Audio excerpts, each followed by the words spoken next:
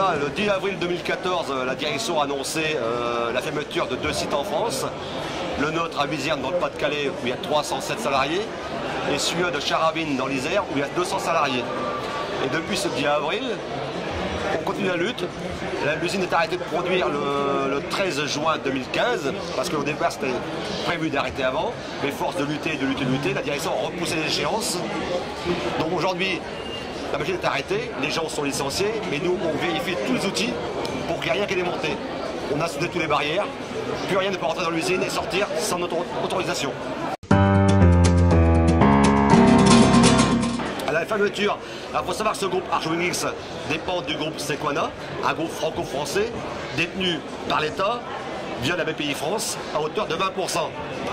Donc là, à ce qui paraîtrait, cette annonce a été faite en relation avec l'État, les actionnaires qui sont aussi Agnelli, et eux ils disent que le marché du papier est en déclin vu le numérique.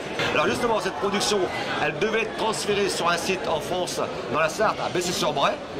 Aujourd'hui, on se rend compte que les produits que nous faisons nous, des fins grammages, sont difficiles à fabriquer là-bas. Donc ils les font ailleurs, on n'en sait rien. Parce qu'il faut savoir aussi que le groupe Sequana a aussi une branche de distribution du papier, et c'est le deuxième mondial qui s'appelle Antalis. C'est que la raison financière. La preuve, l'exemple, c'est que l'annonce a été faite à 7h45 le 10 avril, juste avant l'ouverture de la bourse.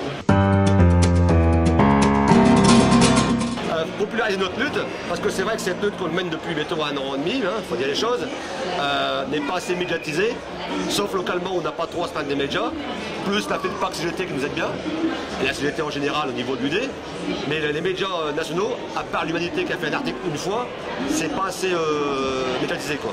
Alors ce qu'on a fait aussi, c'est qu'au départ de l'action, on a fait une porte ouverte, où il y a eu 4000 personnes qui sont venues nous voir, sans les patrons, et on a demandé, on a fait signer à tous les maires, les conseillers généraux, les conseillers départementaux d'exproprier Arjowiggins. Comme on sait qu'Arjowiggins veut fermer tous ces sites, ils exproprient Arjo pour le revendre à un autre repreneur. L'outil est moderne, il y a quelque chose à faire. Sur des produits similaires, voire aller plus loin. À la gauche aujourd'hui, ça veut dire qu'il faut avoir le courage de ces actes et exproprier des fois les patrons qui veulent faire fermer des sites pour des raisons de rentabilité. Ça c'est du courage.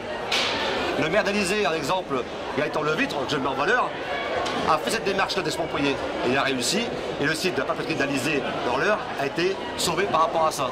Donc, ce qui a été pu se faire à Alizé peut se faire ailleurs.